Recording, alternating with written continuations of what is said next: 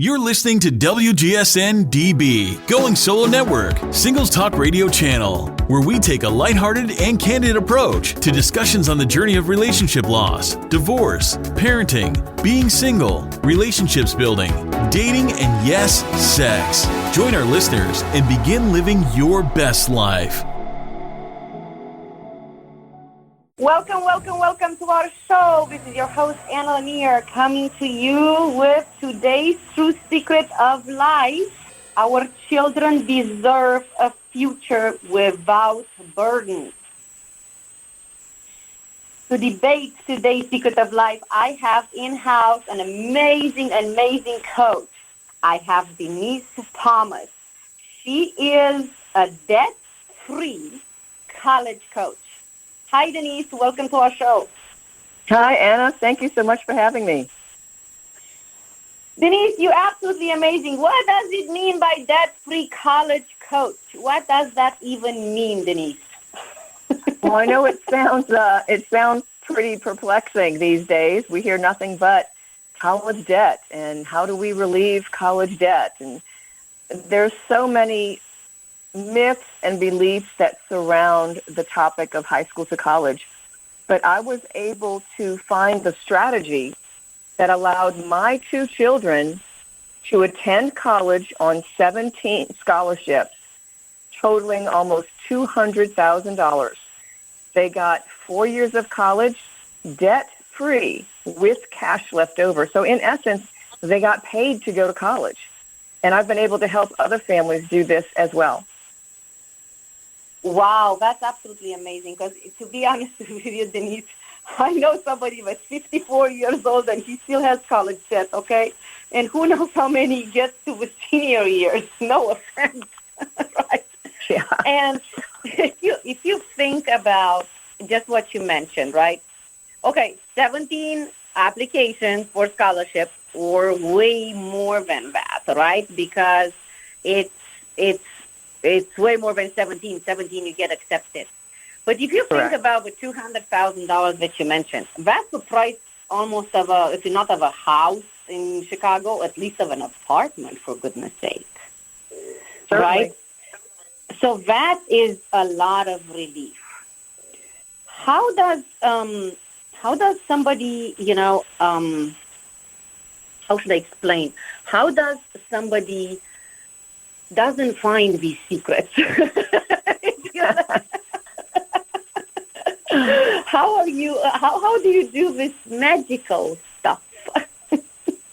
Well, it's interesting you should say that because a friend of mine, a coach that I was working with, because I'm a speaker as well for a lot of different conferences, and a speaking coach said that everyone needs a hook, everyone needs a magic trick, and she said, Denise, she doesn't need a magic trick. She does miracles.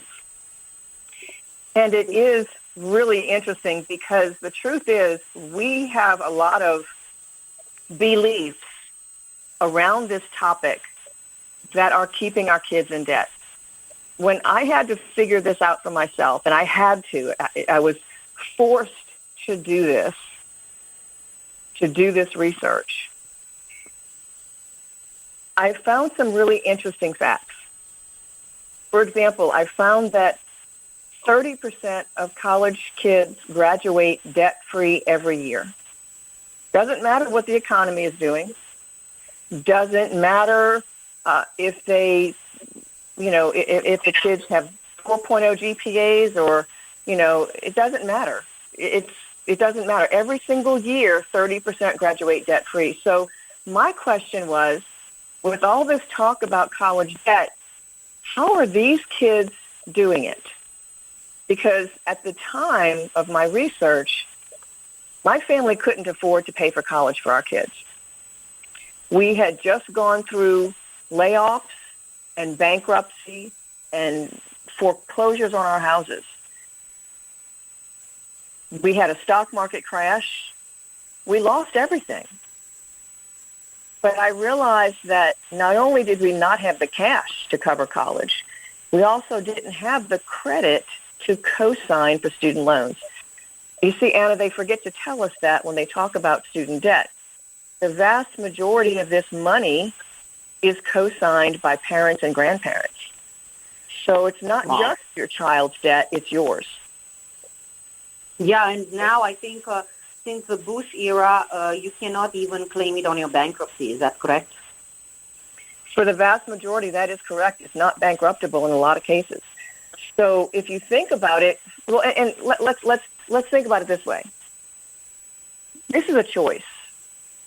You have a choice of what college to attend. You have a choice to attend college at all.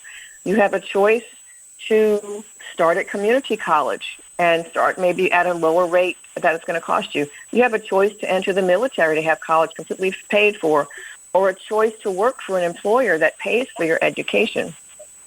And there are many, many other choices that we have. But the choice that our government is saying that we don't have, they're saying that we as taxpayers have to pay for everyone else's kids to go to school. I don't personally believe in that choice. I believe that the students and the families have other choices they can make without putting that burden on everyone in the entire economy. So what happened with us is that we had to do the research.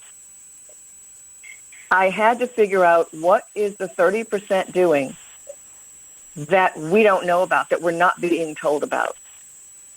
So in my research, I found that they're doing a lot of things differently than what we're being told. Most how interesting, families, we're talking about choices, and how interesting, because this is exactly right what I do. Instead of going towards meds and going towards therapy, why don't we fix depression, right? Because that is a choice too, instead of living with it for the rest of your life and dying from within for decades of your life, right?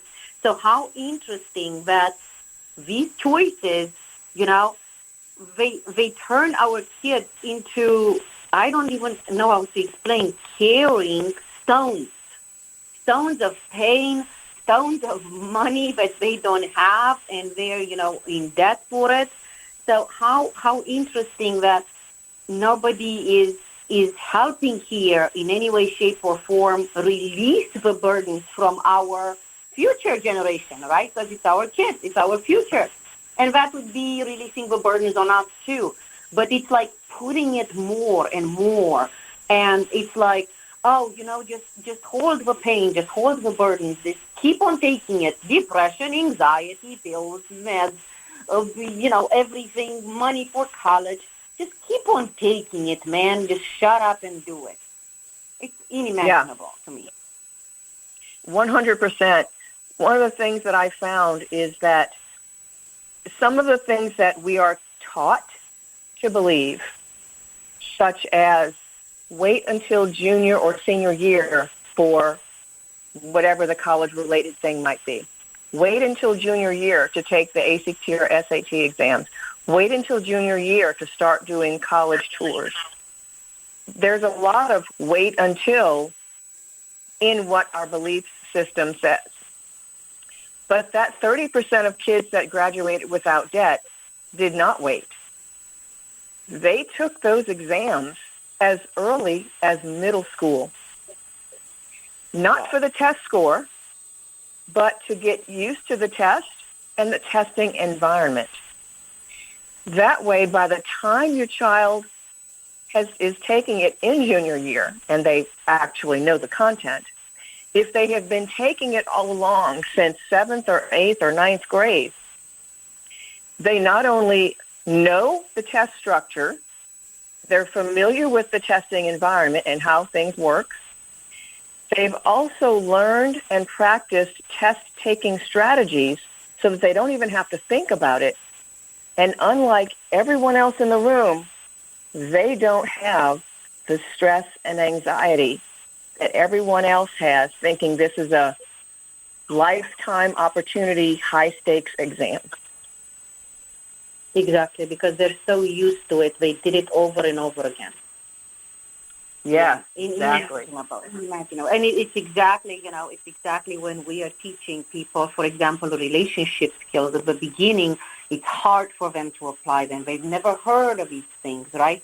But as we going over and over again to the same relationship skills, they're like, oh, now I see it. I see it in my parents. I see it in my, coworkers. I see it in my friends. I see it in my partner. Now I see them. And you can just maneuver easy. Make your life easy. Practically, that's it. Make your life easy. Yeah. And you will never have this kind of stress, right? You never have this kind of stress. Exactly like you said, one-time opportunity. And it's not like in Europe when you pass one exam and then you have to wait another year for another time to pass the exam, right? There it's very different. It's very high competition. But even then, you're getting prepared for it for years. It's exactly like you said. From middle school, you get prepared for your exam at university, all right? So what is wrong with all this structure, Denise? No offense. What is totally wrong with all this structure of what are they trying to do with telling us wrong things? Well, figure that out. Yeah, a lot of people, a lot of parents especially, and the media, unfortunately, it's not on your side, they would like you to believe that colleges are at fault, that college prices are too high and we need to limit the price increases. Or they believe that loan institutions that are lending the money for college are at fault. Neither one of those is true. The truth is, we as parents are at fault. And the reason is this. We believe college marketing. We believe that our kids absolutely have to attend a top 20 school in order to have a successful life. But studies have shown that kids who are accepted to these high top-ranking colleges but chose to attend a state university get the same income as the same kids who did attend those high-priced colleges.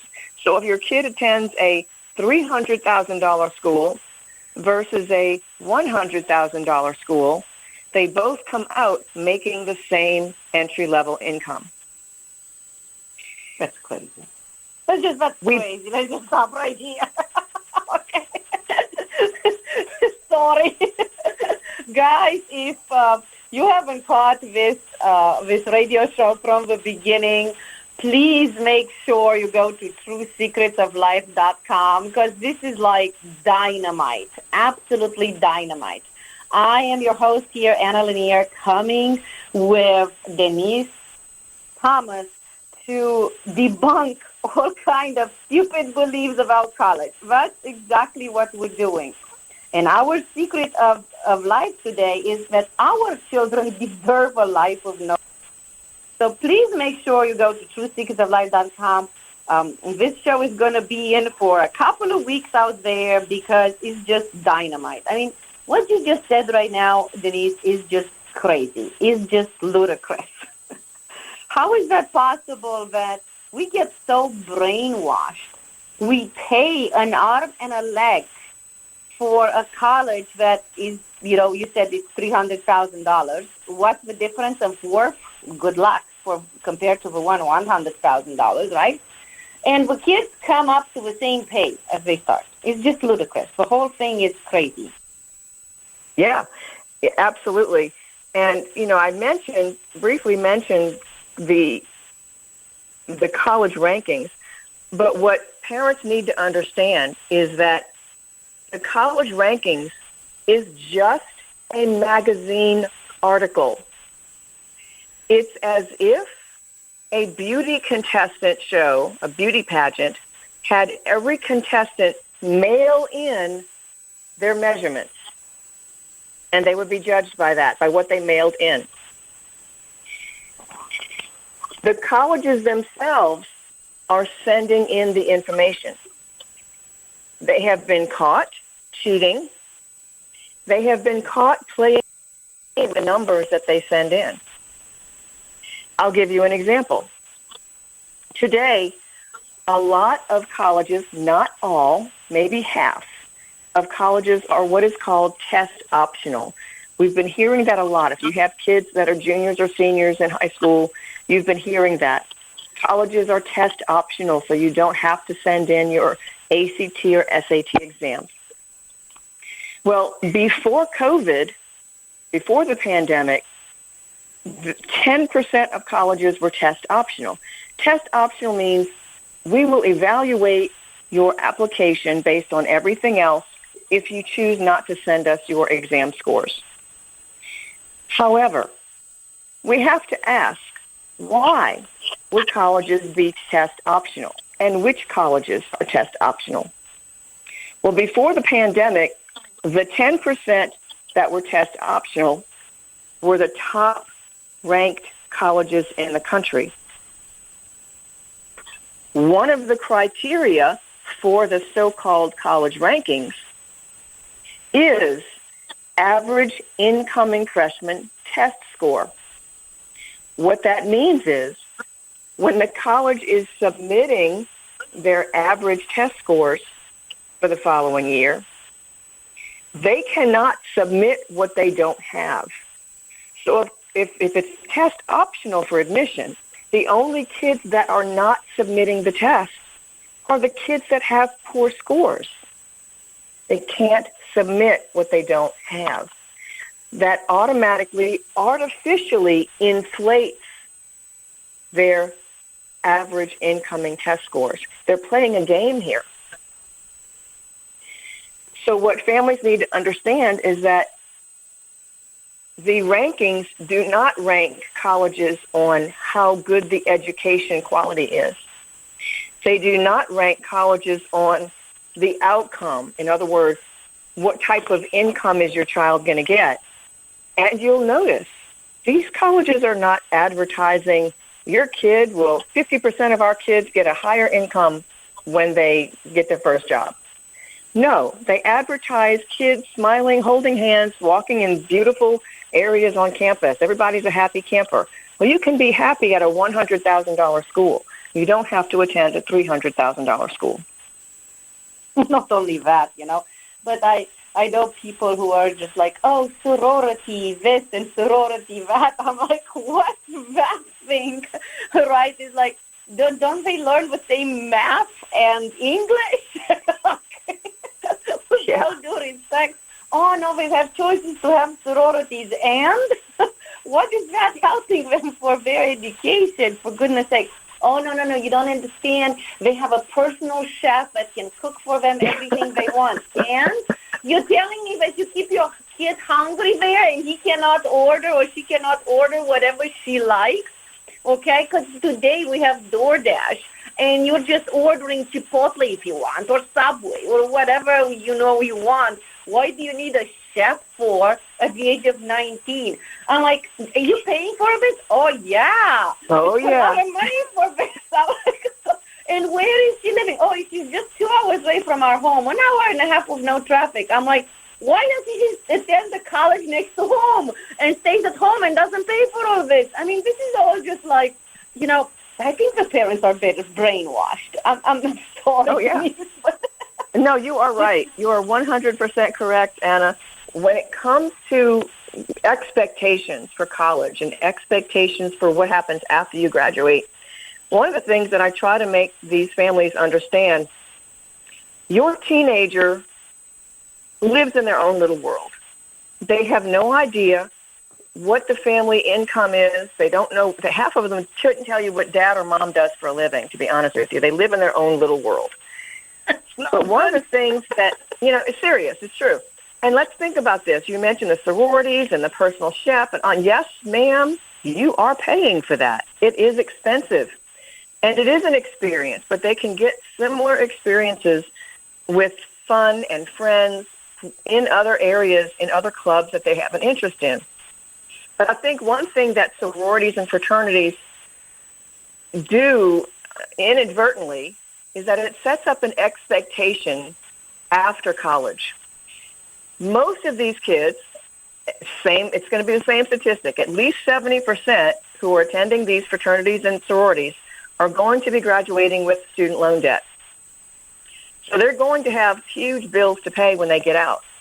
But these kids are going to have the expectation that they can afford this, that they can afford to live in this nice big house, that they can afford to have someone come clean their room, or a chef, or go out to restaurants, or what have you. And the truth is, you're going to be broker than you've ever been in your whole life when you graduate from college. And that's where you get more depressed. Yeah. So no offense, that's when you get more depressed. Yeah, why allow this to start, right? And, when it comes to, let's face it, Anna, there are families who have scrimped and saved. They've got a large amount of money set aside for their kids to go to college, to pay for it, and that's awesome. But wouldn't you rather give your kid a house at graduation rather than paying for a piece of paper? Exactly. There are other ways of doing this. Exactly. And there are a lot of people who can afford big, huge, fancy universities, because I know a lot of them that can afford. They don't care if I have to pay $5,000 a month for their kid, right? But there are so many kids that are trying to get to that college just to have a little bit of a better job than their parents had or their grandparents have, and come out of poverty, right? Very simple. They're trying their best. One time I got rear-ended by a young kid, and I had quite of a fancy car. And when he realized that he just hit me and screwed up a bumper, he started crying. He just started terrified. Crying. He was desperate, right? It was the company's car that I was driving, and the police actually was right behind us, 2 cars away. I didn't even have to call them, and immediately he pulled us out. And they asked him to do a drug test, and he started crying more. It's like, I'm not doing drugs. I'm just going to school, and I also have 2 jobs because I want to pay for it. And, he was just like absolutely desperate. A 19-year-old who was going to college. He was having 2 jobs to pay for it, exhausted. Who knows when he was sleeping. And he just made an honest mistake. He thought the line of cars was going, and it was not going. And he smashed into me, right? So I felt so bad for him. I remember that I calmed him down. I gave him my exercises for anxiety. We breathed together. I hugged him. I told him, I'm sorry that you have to do this drug test, but otherwise, you can, I asked the officers, like, can I pull him aside for a second? And I said, listen, you really don't do any kind of drugs? No, ma'am, trust me, I don't do anything. Okay, then you have to do this drug test because they have a right to arrest you if you refuse that, right? But if you did any kind of drugs, tell me right now, and we'll refuse it. I'll tell him no way. And he's like, no, I never did this. So poor kid, look at the 19-year-old, exhausted, now with the police on his behind because he just rear-ended by mistake me, right? So, I was staying there until his mom came in, all these things that, with all due respect, I was looking at him. He was tired. He was exhausted. He was worried. He had more anxiety, right? So, poor kid, what the heck we're doing to them, Denise? If you think about it, right? We absolutely destroy them like this. Because, as you said, he could have had a house, okay, or he could have go and make a loan, or just find something for free in college part, right? And then if he would have find all this, then he didn't have to, he wouldn't have to absolutely, work 2 jobs and be so tired that he maybe even fall asleep at the wheel behind me there. That's why he rear-ended me, right? So what are we doing to our own children just to push them overboard, if you will? Because this is exactly what we're doing. We're pushing them overboard. And it's absolutely disastrous. But we have 1 minute to the break, Denise. So give us a couple of things of what we're going to discuss in the second hour. What would you like to discuss in the second hour of the show? Well, let's talk about some practical steps that families can make that will help their kids achieve their goals without breaking the bank. Okay. That sounds like a great idea. That sounds absolutely like a great idea, because this is what I do all the time too. I ask parents to understand what they need to do so their child won't be depressed, so their child won't have anxiety, right? So it looks like a very, very great idea to save some burdens off the back of our children. Very simple. All right, Denise. So we are starting our break, and we will be back in just a few minutes. You're listening to WGSN-DB, Going Solo Network, Singles Talk Radio Channel, where we take a lighthearted and candid approach to discussions on the journey of relationship loss, divorce, parenting, being single, relationships building, dating, and yes, sex. Join our listeners and begin living your best life. What's wrong with me? I can't even smile anymore. This depression takes over my entire life. My child also shows signs of depression. Anxiety is so debilitating. I'm separated for over a year. Why do I still feel heartbroken? I'm stuck in a rut, and I don't know how to get out. What should I do? How can I escape this anxiety? I want love in my life, but I'm so afraid of another betrayal. Visit TrueSecretsOfLife.com to overcome anxiety and depression. Visit TrueSecretsOfLife.com to overcome heartbreak. Visit TrueSecretsOfLife.com to never be hurt again. Visit TrueSecretsOfLife.com to build amazing family relationships. Visit TrueSecretsOfLife.com to live the life you deserve and desire. Visit TrueSecretsOfLife.com to change your life. Do you know deep down inside that you could accomplish so much more in life if you could just free yourself from being stuck? Do you feel sometimes misunderstood and you would like to access the true secrets of a happy and successful life? Ana Lennyr, family relationship and anti-depression expert, will share with you the true secrets of life to help you discover your true potential, avoid heartbreak, anxiety, and depression, and teach you how to live the life that you deserve and desire.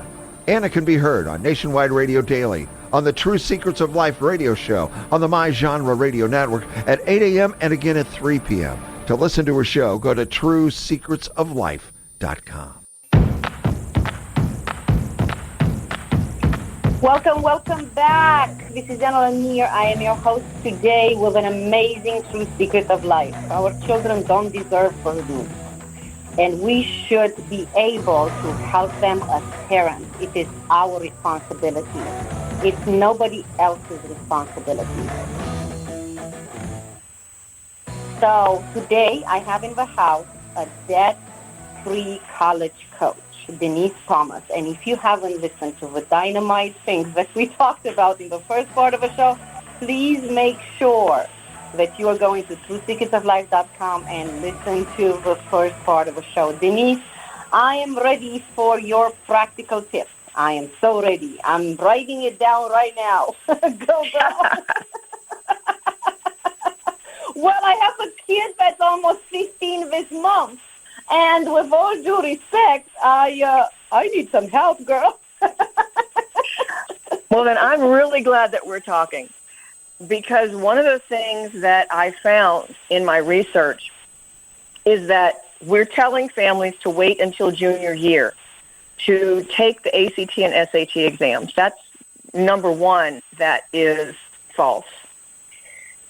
Yes, they will have the majority of content or knowledge by then, but there is absolutely no reason to wait until junior year.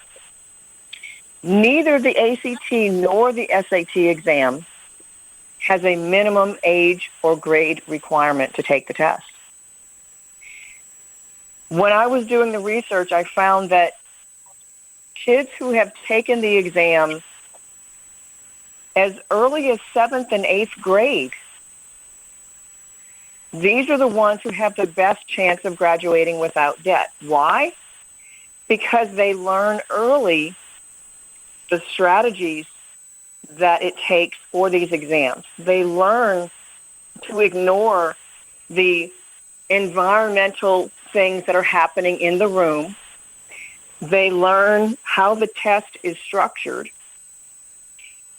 And they don't have the stress that everyone else has that's in the room because they've taken this test multiple times beforehand. Whereas everyone else in the room, this is their first, maybe their last opportunity to get a decent score for their college that they'd like to attend. So practically speaking, you can take this ACT and SATs any time. So it's not like you only have to take it 2 times or 3 times, or you can just do it multiple times and nobody bothers you, right? Absolutely. As a matter of fact, the SAT does not have a maximum number of times. The ACT does have a maximum of 12 times that you can take it. Oh, that's a lot of times. Okay. Now, here's the other question. I've heard, with regard to these exams, most high school counselors will say, wait until junior year to take it, wait until mid to late junior year, until after you've had Algebra 2 and pre-calculus. There is so little pre-calculus trigonometry on that exam. You can learn that on the fly. There's very little high-level math on these exams. It's mostly Algebra 1. So the farther you get away from Algebra 1, the lower your test score might turn out to be because you forgot that stuff. Yeah. Right? Exactly, because you didn't practice it over and over again. Hello. Exactly. You only practice the minimal to get past your Algebra 2 and your trig. The other thing to note about both of these exams, because, again, mostly counselors, and you'll hear other parents repeat this constantly, don't take it more than 2 or 3 times max because, A, you won't do much better, and B, it looks bad to have taken it that many times. Okay. It looks bad for who? For what? Thank you very much. Who sees that? Let me correct both of these. Number one, saying that you won't do much better by just retaking it assumes this is like a IQ test, and it's not. So if it's not like an IQ test, that means we can improve. So let me give you an example. If your child takes an English exam on Friday, and the teacher says, oh, Johnny, you got a C. Would you like to retake the exam again on Monday? Well, is Johnny going to play video games all weekend, or is he going to get off of his rear end and study? Hopefully he's going to study. Exactly. Most parents don't know you can study for these exams. Yes, there are companies exams. or applications. Aren't there applications are. or companies who do that? Yes, there are consultants and there are companies that help you with the strategies. But get this, both the ACT and SAT offer 3 test dates per year, where if your child takes it on one of those 3 test dates, you can pay an extra, $20 or $30, and you can get the exam your child took, the booklet, the key, and your child's answers. Now you know what they got wrong, and they have something they can study from. Okay, so hold on a second, because I lost you on this one. Okay, so you have 2 to 3 test dates per year, and whatever score of a child is, you can ask for what did they do wrong, practically, and go right book. Yes, you pay an extra $30 when you register to get a copy of the exam and the key and your child's answers, so that now they have something they can study from when they get that back either in the mail or online. But it's only for 3 dates per year. It's 3 specific months or dates per year that they allow this. These are exams that they're going to retire. So they're not going to reuse them, so they might as well sell it and make some money. I got you. So you just imagine, guys, here what great benefit. So let's say that the child scores less in math or scores less in English. Now you know exactly what scores less. Is it grammar? Is it writing? Is it an essay? Is it algebra? Is it which part of algebra? Which part of algebra, right? Because there are a bunch of parts of algebra. So here you can actually tell only after one exam what your child needs to study some more. Very simple. And concentrate on that until you go to the next step. That's amazing. I like this. Exactly. Exactly. It's like cheating properly. Yeah. Yes. And you can take the exam as many times as you want. Just don't send in any test scores to any colleges until you get the score that you like, that you believe is going to help your application. So schools do not see these extra test scores. Now, I will back that up and say that there are about 10% of colleges that will expect to see every test you've ever taken. However, those schools do not offer merit-based scholarships. So who cares? Oh, they don't offer merit-based scholarships. They just want you to pay an arm and a leg. Yeah, you got it. It's on merit. You caught on there. You caught on there quickly. You think? I have a 15-year-old going into it. Yep. And it's absolutely amazing because, I'm not used to this system. I studied in Europe, and I did 2 universities in the same time. Well, I have to tell you, Denise, I didn't pay for any of them. And it was absolutely amazing, for results because I studied Latin and ancient Greek. And then I became suicidal at the age of 19, and I went immediately to study psychology. But I wouldn't quit on my first university because it was years of investment and exams, and, I loved what I was doing.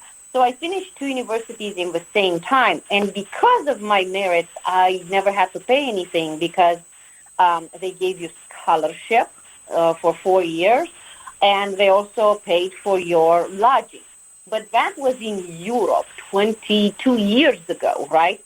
So when I came out of university, I realized that, okay, I can be a teacher, but here in America, it was very complicated to become a teacher, where I can practice psychology or not, considering that was totally unuseful. I was still suicidal after I finished psychology. I was a suicidal psychologist, okay?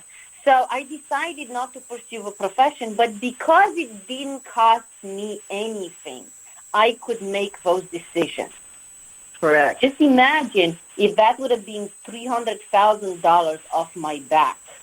How would I feel about 2 professions that I decide not to pursue? I would have gone more depressed. Or you would have been stuck in a profession you didn't like. Exactly. And a lot of people do that. Yes, I tell people a lot of psychologists do that, a lot of social workers do that, because it's a lot of money invested. And what you're going to do? You need a job now. You can't just go every 4 years to another college and pay some more. You're going to end up with $1 million in debt by the time you finish. Right? That's right. And that does happen, especially for those who go into medical fields and have specializations such as psychiatry. It costs a lot of money. And if it's all being handled with debt, that's why I even work with financial advisors so that I can work with their families earlier so that, let's say the child wants to become a doctor. Let's get their undergraduate degree for free or as close to free as possible so that we don't have to add that money on top of what medical school is going to cost. Which is a lot anyway, because you probably can't bypass too much of that, right? Yeah. So it's unimaginable. It's absolutely unimaginable. But, it's very interesting, guys, if you haven't listened to the whole interview, You guys got to go to truesecretsoflife.com because we're having this amazing, amazing conversation.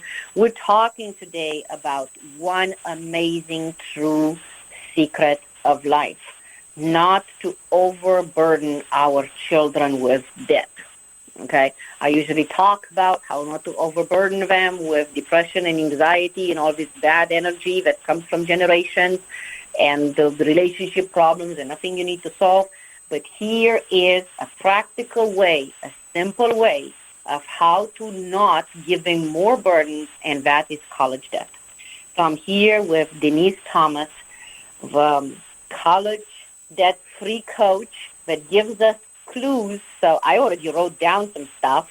I would really suggest that everybody listening to this will keep on writing because I keep on writing. It's amazing, Denise. It's amazing, Denise, that, I have asked you, when I first met you, I have asked you a question about my son.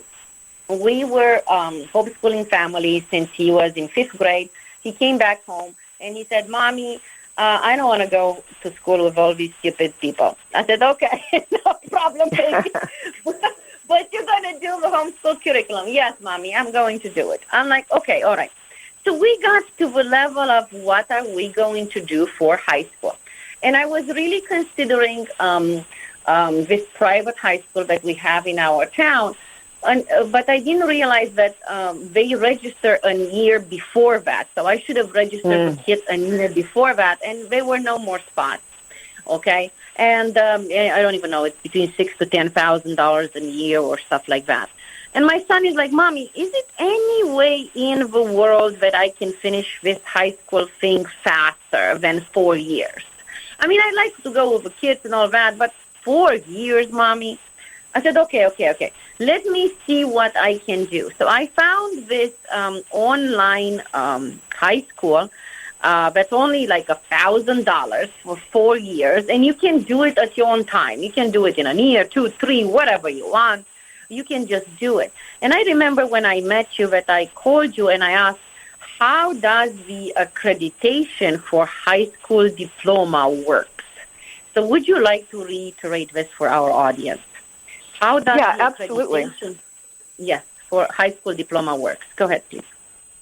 So I also homeschooled my kids, and one of the things that parents who are just getting into homeschooling, they usually do believe they need to find an accredited curriculum. But number one, curriculum cannot be accredited. Only schools are accredited. You can have an umbrella school and take their courses. So the umbrella school, whatever the name of the school is, and it can be an online school, may be accredited, and therefore you take their curriculum, and you will then have a accredited diploma. However, colleges do not care about homeschoolers having an accredited diploma. Your state laws dictate what you have to do and what type of school or not is necessary, including your curriculum. The majority of states are very loose when it comes to those requirements. Now, you might be asking, well, why would they not have all these rules set in place? Because when they did have all these rules set in place, because, homeschooling didn't just recently start, it's been around for quite some time. Just like in building a business, everything is a test. You do something, you test it, you see what's working, etc. What states found when they put in all of these rules or testing requirements or whatever it was on homeschooled students, well, remember, if a state requires something, they have to report the results.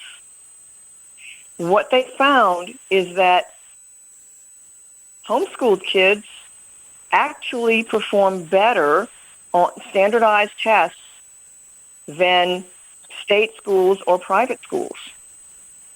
Well, it's easy to understand why. You got one-to-one tutoring most of the time. Yes. Your parents are with you,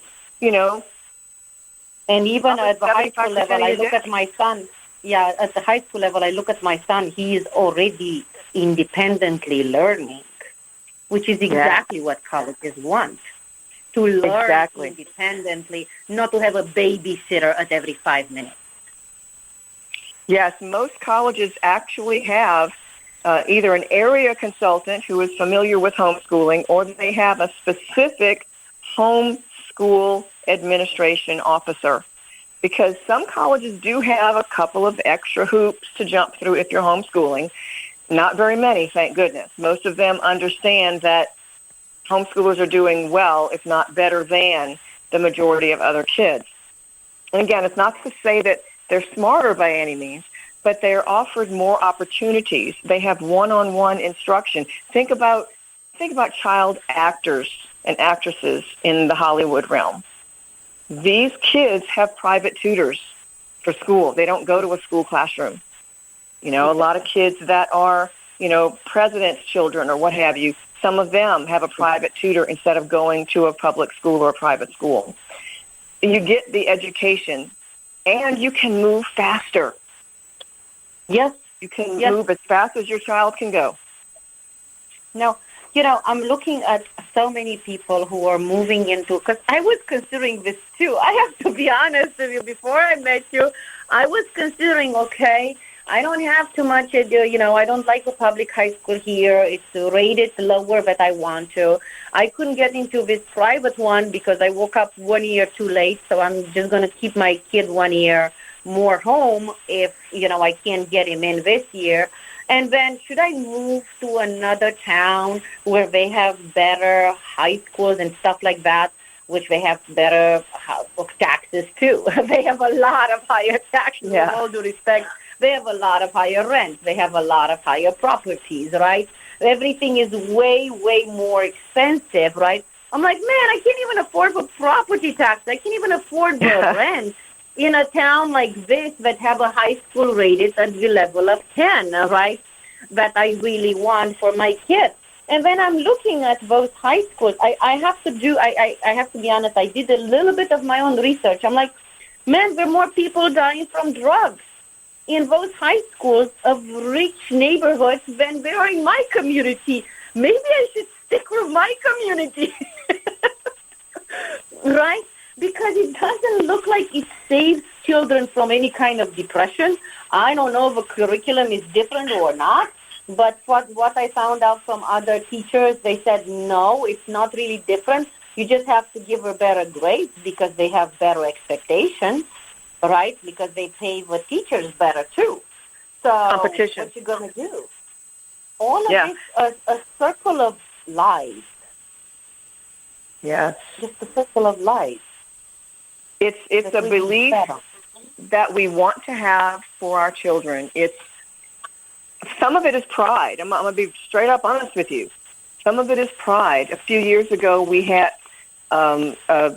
people who were cheating the system and lying to get their kids accepted to colleges that, you know, quote, had these rankings. And we talked about that in an earlier segment as to why that's not really true.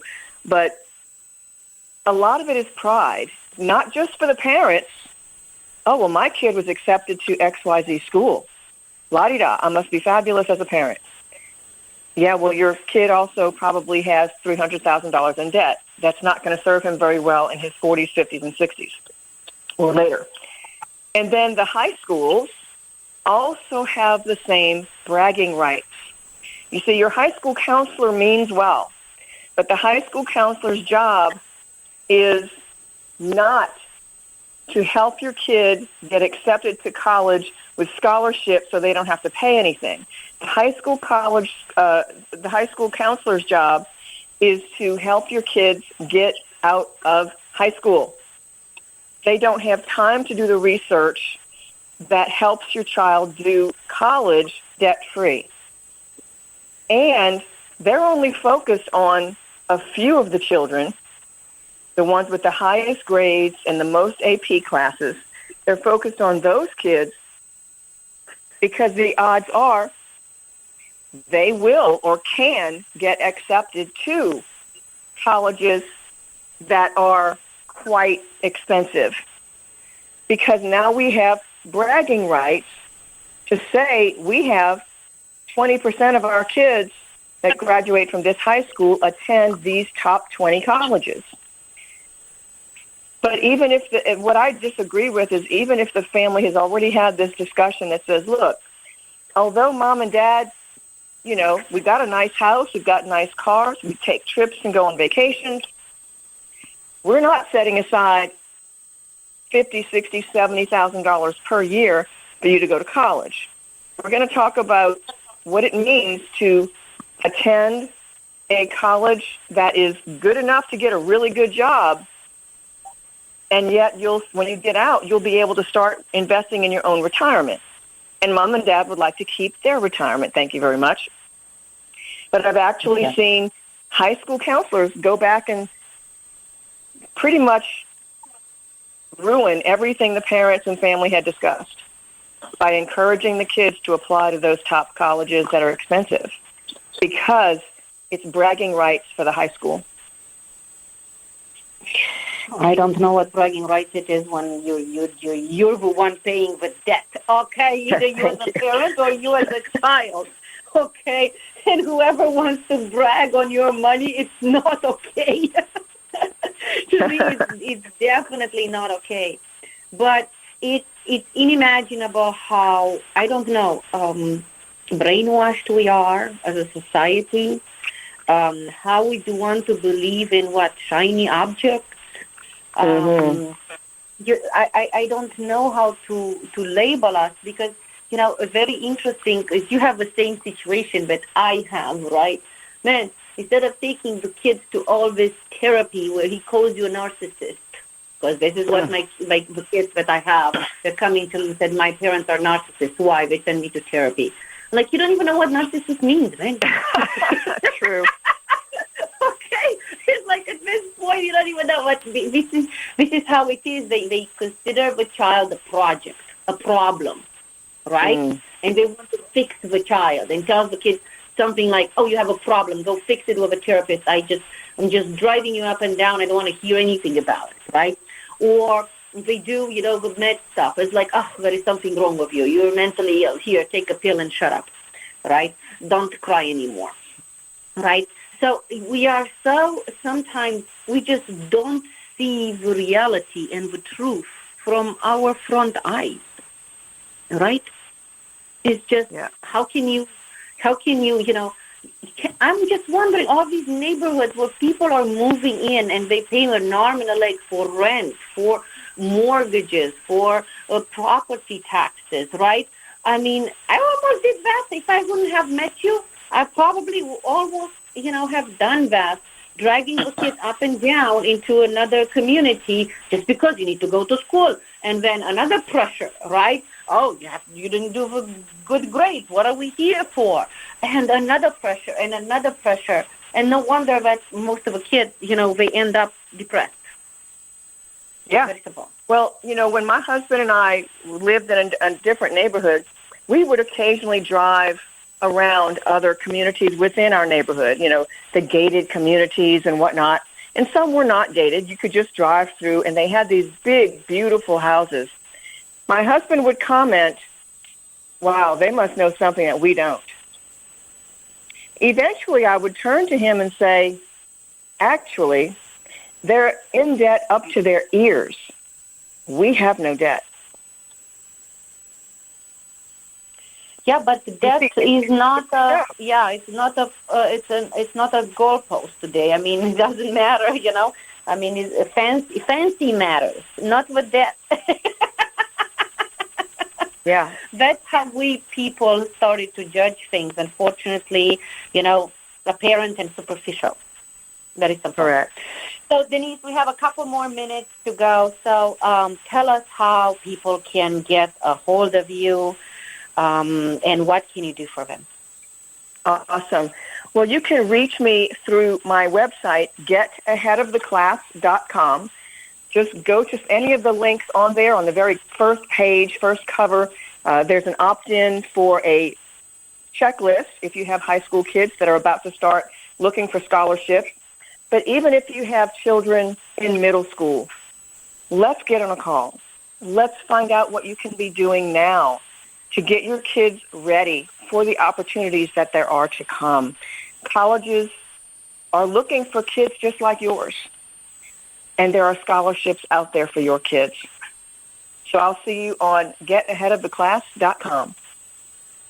Yes, getaheadoftheclass.com. We're also going to have you, more minutes to discuss. We're going to have you also in our community for everybody looking for it. True Secrets of Life Academy.com. You're going to see all this radio show from the beginning to the end, as well as this contact information that you shared with us, getaheadoftheclass.com. So, what was the field where you could, or the fields where you could help parents the most? Was it specific fields, or it doesn't really matter for scholarships to me? Well, what I like to do, and I know people call me the debt-free college coach and, go to Denise for scholarships. And while that's true, it actually begins with the whole child. I like to work with families from the very beginning, as early as possible, freshman, sophomore, junior year, all the way through the process, because every little piece is a piece of the formula that makes this work for your child. Although there are a lot of experts that do one thing or the other thing, I like to take it all and put it into one package that markets your child to the college so that it tells the story of who your child is. And that is the way to get scholarships for your kids. Yeah, because the colleges, they look at the overall child that comes in, and they see the opportunities in them. Very simple. Exactly. Yeah, it's absolutely amazing what you do. So for whoever hasn't had the chance to listen to this entire radio show, please make sure you go to getaheadoftheclass.com. If you have children as early as 5th grade, okay, all the way to the end, and you need help with freedom of college money, okay? Just don't spend too much, because Denise Thomas is going to show you exactly the formula to have your child in a college of your choice, maybe not debt-free for everybody, but clearly with a tremendous amount of release and with less burdens. Thank you, Denise, for coming up here. Thank you very much. Have a wonderful day, and go save some lives out there from debt of money. Thank you, Denise. Thank you, Ann. You're listening to WGSN-DB, Going Solo Network, Singles Talk Radio channel, where we take a lighthearted and candid approach to discussions on the journey of relationship loss, divorce, parenting, being single, relationships building, dating, and yes, sex. Join our listeners and begin living your best life.